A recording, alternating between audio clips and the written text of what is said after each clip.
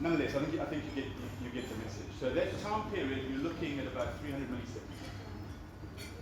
In a nutshell, what happens is we get a very short period of time. Well, manually, we can't capture this. We can't stabilize it. There's very little that the National System Operations team, and I call them that on purpose, because although they sit within PNG Power, they're your team to look after the integrity of the grid. They just happen to sit here. Industrialization isn't a first world phenomenon anymore. Those economies have moved now beyond consumerism, probably to civilization. So, Mr. Bekker, thank you for the presentation this morning. If you can put in a nutshell and break it down for us in order to relay the right and correct message to Papua New Guineans, because as you know, most of them would not want to hear about the technical details of things, as they will want to know what's the solution now, what's the problem, what are you going to do about it? Okay, so what the problem is we have old equipment. To fix the old equipment, we have three choices. We repair it, we replace it, or we refurb it.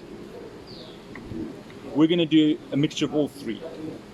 So we're going to be buying parts to start going through the grids and to start replacing things on a regular basis.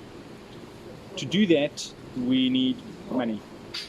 And we're working with our owner to source that money. We haven't got that money yet. And how much are we looking at? You're looking at multi-million dollar. The short term, you're looking at hundreds of millions of kina. Longer term, you're looking at hundreds of millions of US dollars. Now, the longer term, it doesn't all have to come at the same time. It can come at certain stages. The reason why I'm not giving you an exact number is because it all depends on what happens in the short term. So in other words, let's say I need 100 kina from you, but you only give me 50. That means I still need the other 50, and that's going to go on to the bigger number. So that's why I first need to know what the short number is before I can tell you what the long number is. The message that I'd like you to take away is the employees of PNG Power, they know what to do. They know what is needed. We need the money to do it now. So first thing is, our pressing problem at the moment is not the megawatts. It's not the power station. Our pressing problem are the poles and wires.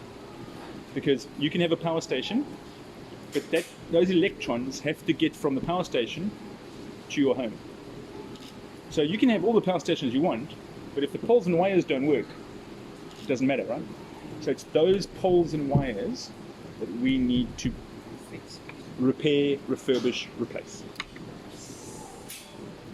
And in your presentation, you mentioned about the auction. Is it part of the PPP?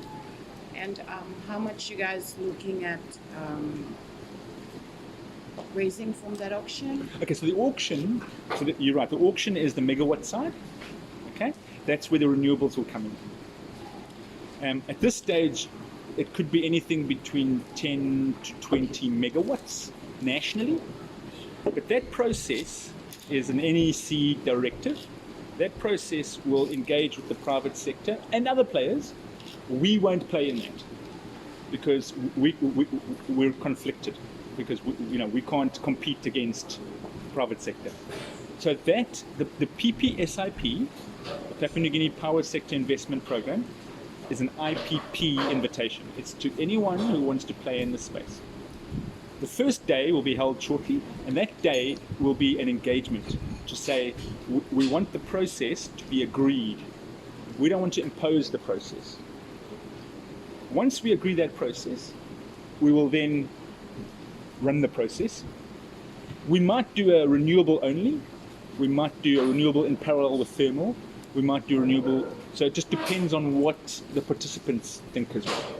So I guess what I'm saying is that over the long term, the way we build new power stations is through the PPSIP.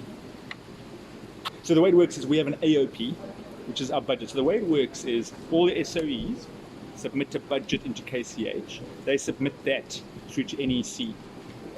Now, we've done that as well, and that budget hasn't been approved yet. So that's being approved by KCH fairly shortly, and then that will go to NEC. So it's the same process every year, but our budget is not approved yet for 2021. But our budget that we're submitting, our AOP that we're submitting, includes the costs on the IPPs. So we budget for the IPPs. If that budget is approved, and provided we get our cash flow coming through, we should meet our commitments. That is correct. However, if our grid was reliable, I'd be able to connect more people and more customers. I'd get more money. So because my grid I'm not making money from my grid as much as I'd like, because it's off half the time, let's say. That means that what I'm buying is more expensive. So again, the solution is, if we can get the grid up, I can get enough paying customers to make it affordable. Because the contracts with IPPs are linked to demand. So they'll give me a lower price for more dispatch. So you can see how it all ties together, right? I need the grid reliable so I can shift more electrons so that I can get a better price from the IPP so I can pay them. If the grid isn't reliable, I'm not shifting enough electrons, then it looks expensive. So that's why, yes, at the current dispatch, IPPs are too expensive. But if I can get my grid up, they won't be.